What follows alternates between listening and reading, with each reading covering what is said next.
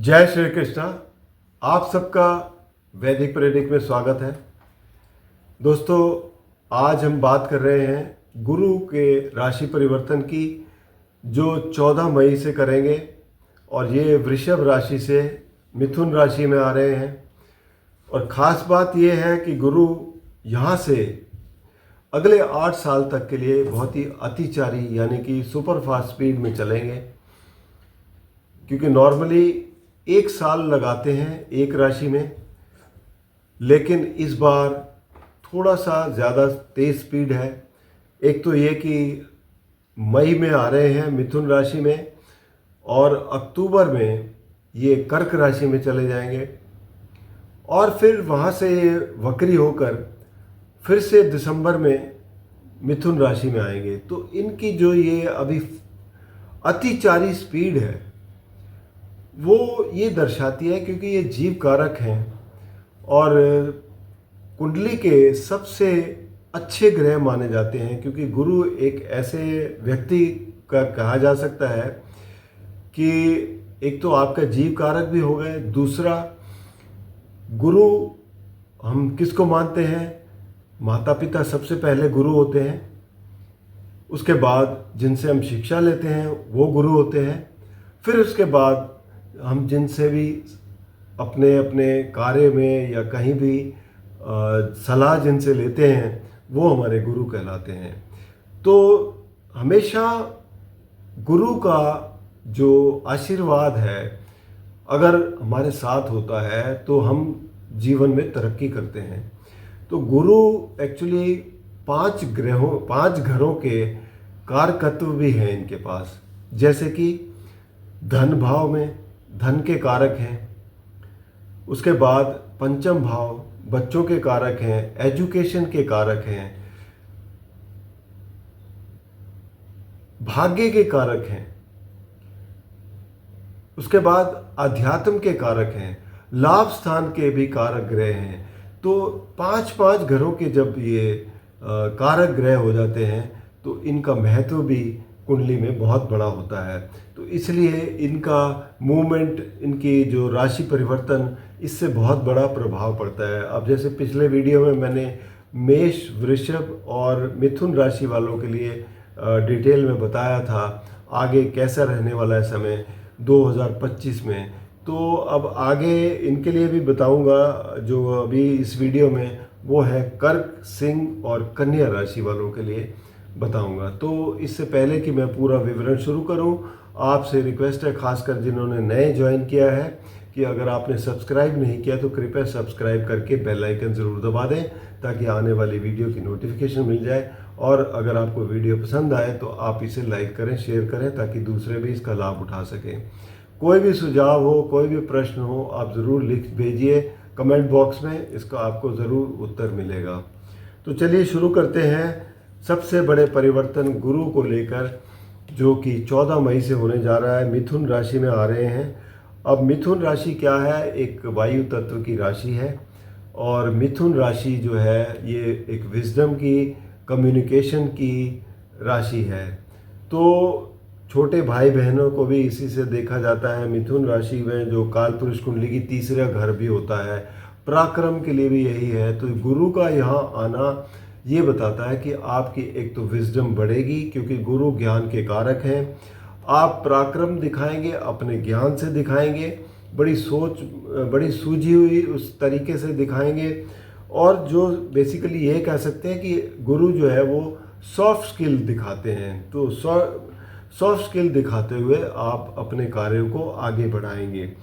इसी तरीके से आपको छोटे भाई बहनों का भी सहयोग मिलेगा, क्योंकि उनके प्रति आपका रवैया काफ़ी अच्छा रहेगा। तो ये स्थिति बनती है। लेकिन अब ये कर्क राशि वालों के लिए किस तरीके के परिणाम देंगे। कर्क राशि के लिए 12वें घर में होंगे ये। तो 12वां घर क्या होता है, अध्यात्म का है। 12वां घर विदेश का है, डोनेशंस वगैरह का है, मोक्ष का है। तो यहाँ पर गुरु जो है आपको अध्यात्म की तरफ मोड़ते हैं।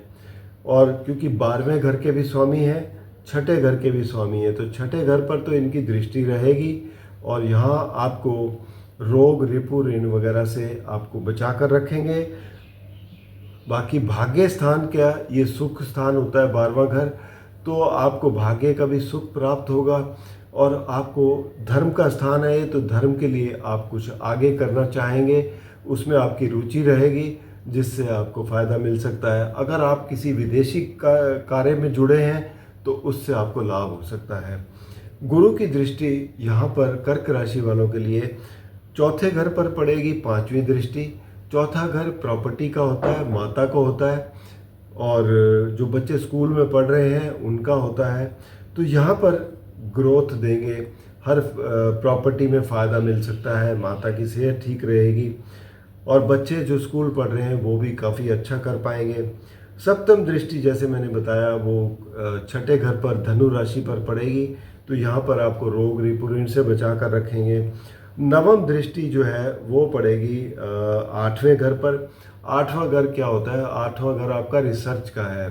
8वां घर, आप अगर कोई ऐसी चीज़ कर रहे हैं जिसमें रिसर्च कर रहे हैं, या कुछ आपके मन में है कि कुछ खोजना चाहते हैं, या ऑकल्ट में है, एस्ट्रोलॉजी वगैरह करते हैं, तो ये आपके लिए बहुत ही अच्छा समय है। आप बहुत अच्छे कुछ ना कुछ ऐसी चीज़ खोज निकालेंगे जो शायद बहुत लोगों को कम पता लगती है। तो आपके लिए ये समय काफ़ी अच्छा रहने वाला है। तो कर्क राशि वालों के लिए ओवरऑल स्थिति देखा जाए तो कहाँ कहाँ फ़ायदा है? प्रॉपर्टी में फ़ायदा मिलेगा, आपको बच्चों के लिए फ़ायदामंद होगा, और आध्यात्म की तरफ, धर्म की तरफ थोड़ा आप मुड़ेंगे, और अगर आप रिसर्च करते हैं तो उसमें आपको फ़ायदा मिलेगा। तो गुरु का जो राशि परिवर्तन है इस तरीके से आपको फ़ायदा देने वाला है। अब बात करेंगे सिंह राशि की। तो सिंह राशि के लिए गुरु का परिवर्तन जो होगा वो वृषभ राशि यानी 10वें घर से 11वें घर में होने जा रहा है। 11वां घर लाभ स्थान है, और 11वें घर में बैठकर गुरु जो है आपको काफ़ी अच्छे लाभ देंगे, क्योंकि इसके लिए देखा जाए तो गुरु की दृष्टि तीसरे घर पर पड़ेगी। तीसरा घर जो है वो तुला राशि है और पराक्रम का स्थान है, तो आप अपना पराक्रम में भी अपने ज्ञान का इस्तेमाल करेंगे। और सप्तम भाव पर नवम दृष्टि पड़ेगी। सप्तम भाव पर जब नवम दृष्टि पड़ती है तो आपकी पार्टनरशिप ग्रो करती है, आपके बिजनेस रिलेशंस ग्रो करते हैं, पति पत्नी के रिश्ते अच्छे रहते हैं। और सप्तम दृष्टि पड़ेगी पंचम भाव पर। पंचम भाव हायर एजुकेशन का है, बच्चों का है, आपके विवेक का है, तो यहाँ पर भी आपका समय काफ़ी अच्छा रहेगा। आपकी सोच बहुत अच्छी रहेगी, आप प्रगति करते हुए आगे बढ़ेंगे। इसके बाद तीसरा राशि जो है वो है कन्या राशि। कन्या राशि के लिए देखा जाए तो गुरु का परिवर्तन हो रहा है नवम भाव से 10वें घर में। अब जब 10वें घर में बैठेंगे गुरु, तो वहाँ पर आपके कार्यस्थल में काफ़ी ग्रोथ के प्रॉस्पेक्ट्स बनेंगे। आप नौकरी में हैं तो आप आगे तरक्की करेंगे, आपकी प्रमोशन हो सकती है, कुछ इंसेंटिव मिल सकते हैं। और अगर आप बिज़नेस करते हैं तो आप हो सकता है कुछ नए प्रोडक्ट इंट्रोड्यूस करें, तो मतलब ये कि ओवरऑल ग्रोथ देंगे चाहे कार्य क्षेत्र में। दूसरा, इनकी 5वीं दृष्टि पड़ेगी धन भाव पर। धन भाव पर जब दृष्टि पड़ेगी तो आपको धन का भी लाभ होगा, धन संचय कर पाएंगे, परिवार में स्थिति बहुत अच्छी रहेगी। 7वीं दृष्टि पड़ेगी चौथे घर पर। चौथा घर सुख स्थान है, सुख में वृद्धि करेंगे और प्रॉपर्टी में आपको लाभ होता हुआ दिखाई देगा। और इसके अलावा जो नवम दृष्टि है वो पड़ेगी छठे घर पर। छठे घर पर नवम दृष्टि जब पड़ेगी तो यहाँ पर भी आपको जो है काफ़ी अच्छे लाभ देखने को मिलेंगे, क्योंकि आप नौकरी में हैं तो आपको नौकरी में अच्छा लाभ मिलता हुआ दिखाई देगा।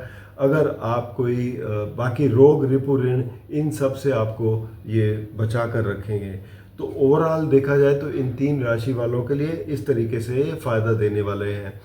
अब क्या होता है कि ये अतिचारी हो रहे हैं। अतिचारी का मतलब ये है कि कहीं ना कहीं थोड़ा सा इनके जो डिसीजंस हैं, जैसे ना कोई भी चीज़ आप हड़बड़ी में फैसला लेते हैं, तो हड़बड़ी में जो भी फैसले लिए जाते हैं कई बार वो बहुत ही पक्की तरह से कामयाबी मिलने की थोड़ी शंका होती है। तो इसलिए आपको यही सलाह दूंगा कि जो भी काम करें फोकस करके चलें। कुछ थोड़ा समय लगाएं उस पर, क्योंकि गुरु की अगर आपकी खासकर जबकि दशा चल रही हो, अंतरदशा चल रही हो, तो ये इस तरीके के परिणाम देखने को मिलेंगे कि जल्दबाजी रहेगी, और जल्दबाजी हमेशा नुकसान देती है। तो इस बात को ज़रा एक बार ध्यान से देखें, और कोई भी निर्णय, खासकर कोई बड़ा निर्णय हो, उसको सोच समझ कर लें, ताकि आपके लिए आगे परेशानी का कारण ना बने। तो ये था गुरु का राशि परिवर्तन 3 राशि वालों के लिए। अगर व्यक्तिगत रूप में कोई भी समस्या है तो आप नीचे दिए गए नंबर पर संपर्क करें, या वैदिकप्रेडिक्ट.com पर लॉगिन करके अपनी कुंडली का विश्लेषण करवा सकते हैं। और उपाय के तौर पर खासकर गुरु के लिए आप बृहस्पतिवार को मंदिर, लक्ष्मी नारायण मंदिर जाएं और वहाँ कोई फल वगैरह कुछ दान कर दें, या बच्चों को कुछ दान दे दें, या पीली चीज़ें किसी ज़रूरतमंद को दान दें, तो ये आपके लिए बहुत अच्छा रहेगा। बाकी छोटे उपाय हैं, इन्हें लगातार करते रहें, इससे आपको फ़ायदा मिलेगा। धन्यवाद।